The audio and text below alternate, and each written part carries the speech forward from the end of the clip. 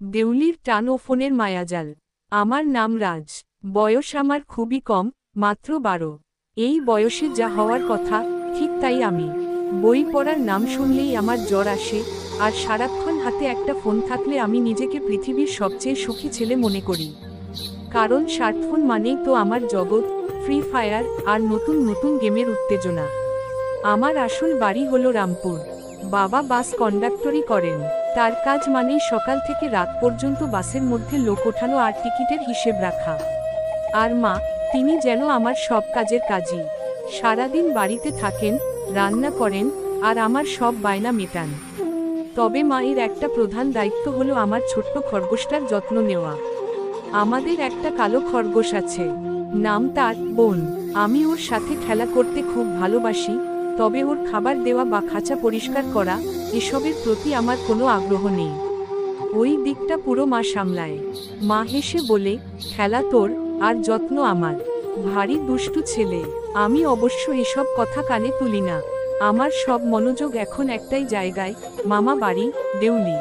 রামপুর থেকে দেউলি অনেক দূর না হলেও যখনই একটু ছুটি পাই, আমি মায়ের কাছে বায়না জুড়ি, মা, চলো না মামার বাড়ি যাই। দেউলি না গেলে যেন আমার ঘুম আসে না। আসলে দেউলি মানেই হলো আমার কাছে এক অন্যরকম স্বাধীনতা। সেখানে গেলে বই নিয়ে কেউ জোর করে না, আর গেম খেলার জন্য একবার বকুনি খেলেও দিদার আদর আর মামাদের প্রশ্রয় সে বকুনি হাওয়ায় উড়ে যায়। দেউলিতে আমাদের বিশাল পরিবার, 3টে মানুষ যেন গোটা বাড়িটাকে বেঁধে রেখেছে, আমার মাসি, দাদু আর দিদা। মাসি সবার থেকে যেন একটু আলাদা। তিনি সবকিছু খুব গুছিয়ে রাখেন, আর তার হাঁটাচলাতেও যেন একটা গাম্ভীর্য আছে। মাসি যদিও একটু কঠিন প্রকৃতির, তবে আমি যখন দেউলি যাই, তখন মাসির শাসনও যেন ভালোবাসার মোড়কে আসে। আমার 2 মামা, বড় মামা আর ছোট মামা। বড় মামা বাড়িতেই থাকেন। তিনি বাড়ির কাছের বন্ধুদের সাথে ছোটখাটো ব্যবসা বা কাজ করেন। তার দিন কাটে স্থানীয় বাজারে আর বন্ধুদের সাথে আড্ডায়। বড় মামা আমাকে খুব ভালোবাসেন, তবে আমার অতিরিক্ত গেম খেলার অভ্যাসটা তার একদম পছন্দ নয়। আর ছোট মামা, তিনি বাইরে কাজ করেন, বছরে 1-2 বার আসেন। ছোট মামা এলেই বাড়িতে যেন উৎসবের আমেজ শুরু হয়। কারণ ছোট মামা এলেই আমার জন্য নতুন নতুন ইলেকট্রনিক গ্যাজেট বা গেমের সিডি নিয়ে আসেন।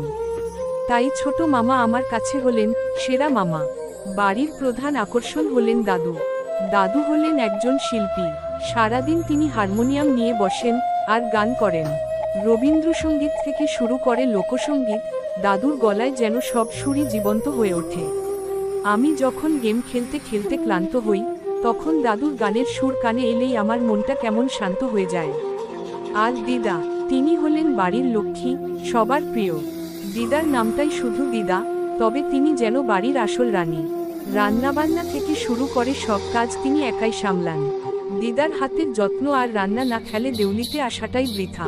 আমি গেলেই দিদা আমাকে কাছে বসিয়ে কত আদর করেন, ভালো ভালো খাবার রান্না করেন আর আমার সব শখের দিকে খেয়াল রাখেন। দিদার কাছে গেম খেলাও যেন ক্ষমা পেয়ে যায়। এবার পুজোয় যখন দেউলি গেলাম, তখন হাতে আমার নতুন একটা ফোন, একেবারে লেটেস্ট মডেল। মা যদিও একটু বিরক্ত, তবে আমি জেদ ধরেছিলাম যে নতুন ফোন না হলে দেউলি যাবি না। দেউলি পৌঁছেই আমার কাজ শুরু। বড় মামা, মাসি সবাই কত গল্প করতে চায়, কিন্তু আমার মনোযোগ সব গেমে। প্রথম দিন দুপুরে বড় মামা বললেন, রাজ, চল তো, আজ তোকে পুকুর ধারে নিয়ে যাই। দেখবি কত বড় বড় মাছ উঠেছে। আমি মাথা নেড়ে বললাম, না মামা, এখন একটা গুরুত্বপূর্ণ লেভেল পার করতে হবে, পরে যাব। মামার মুখটা তখন একটু মলিন হয়ে গেল। সন্ধ্যাবেলা দাদু গান নিয়ে বসেছেন। দিদা সবার জন্য গরম গরম পেঁয়াজি ভাজছেন। দাদু ডাকলেন, রাজ, এদিকে আয়, এই নতুন গানটা শোনতো, খুব মিষ্টি সুর। আমি হেডফোন কানে দিয়েই উত্তর দিলাম, এখন পারছি না দাদু, এটা আমার ফাইনাল ম্যাচ, একটু পরে শুনছি। দাদু আর কিছু বললেন না। এমনভাবে 3 দিন কাটল। আমি সারাদিন ফোন নিয়ে ঘরের এক কোণে পড়ে থাকি। দিদা যখন আমাকে খাবার দিতে এলেন, তখন বললেন, রাজ, তোর মুখটা এমন শুকিয়ে গেছে কেন রে?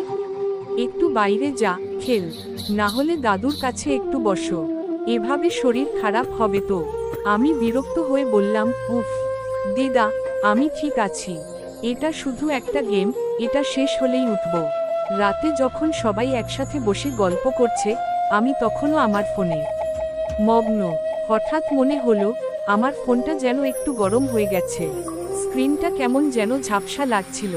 হঠাৎ টুক, ফোনটা বন্ধ হয়ে গেল। অনেক চেষ্টা করলাম কিন্তু ফোন আর অন হলো না। মনে হলো আমার পৃথিবীটাই ভেঙে গেল। এবার তো আমার কোনো সঙ্গী নেই। সারা দিন কি করব? পরের দিন সকালে ঘুম থেকে উঠে দেখি ঘরের বাইরে সবাই হাসাহাসি করছে। আমি বেরোতেই দিদা আমাকে কাছে টেনে নিলেন। কি রে রাজ, কাল থেকে তো দেখি আর খেলছিস না, দিদা হাসতে হাসতে বললেন। আমি মন খারাপ করে বললাম, আমার ফোনটা খারাপ হয়ে গেছে দিদা। দিদা আর বড় মামা একে অপরের দিকে তাকিয়ে হাসলেন। বড় মামা বললেন, চল এবার তবে আমাদের সাথে একটু গল্প কর। তোকে আজ আমার বন্ধুর ফ্যাক্টরি দেখাতে নিয়ে যাব। চল তো। অগত্যা যেতে হলো। বড় মামার সাথে ঘুরতে গিয়ে দেখলাম সেখানকার কাজ কত মজার, কত নতুন যন্ত্র, কত মানুষের ব্যস্ততা। এই জগৎটা যেন আমার গেমের গ্রাফিক্সের চেয়েও অনেক বেশি বাস্তব আর আকর্ষণীয়। দুপুরে বাড়ি ফিরে দেখি মাসি আমার জন্য গরম ভাত আর মাছের ঝোল বেড়ে রেখেছেন। মাসি বললেন, নে খেয়ে নে। আর এই নে, তোর খরগোশের খাঁচাটা একটু পরিষ্কার করবি আজ। আমি তোকে বলে দেব কিভাবে করতে হয়। যদিও ইচ্ছে হচ্ছিল না, তবু ফোন না থাকায় রাজি হতে হলো। দিদা আর মাসি আমাকে দেখিয়ে দিলেন কিভাবে খরগোশের যত্ন নিতে হয়। আমি খেয়াল করলাম সাদা তখন আমার হাতে খাবার পেয়ে কেমন খুশি হয়ে উঠল। সেই আনন্দের অনুভূতিটা কোনো ভার্চুয়াল জয়ের চেয়ে অনেক বেশি মিষ্টি ছিল। সন্ধ্যায় দাদু আমাকে ডাকলেন, আয় রাজ, আজ তোকে করতাল বাজানো শেখাবো। তোর বয়স কম হলেও তুই খুব তাড়াতাড়ি শিখবি। আমি দাদুর পাশে বসলাম। দাদুর আঙুলের জাদু আর সেই গানের সুর, আমার মনে হলো আমি যেন এক নতুন লেভেলে প্রবেশ করেছি। যে লেভেলে আনন্দ আছে, শান্তি আছে, আর আছে আমার প্রিয়জনের স্পর্শ। সেই দেউলিতে আমার সেই এক সপ্তাহ ফোন ছাড়াই কাটল। আমি দাদুর কাছে গান শিখলাম, বড় মামার সাথে বাজারে গেলাম, মাসির সাথে বাগানে সময় কাটালাম, দিদার হাতে রান্না শিখলাম, আর কালো খরগোশটার যত্ন নিতেও শিখলাম। রামপুর ফিরে আসার দিন যখন মা আমার হাতে ঠিক হওয়া ফোনটা তুলে দিলেন, তখন আমার মধ্যে আর সেই পাগলামিটা ছিল না। এখন আমি গেম খেলি, তবে একটা সময় মেনে।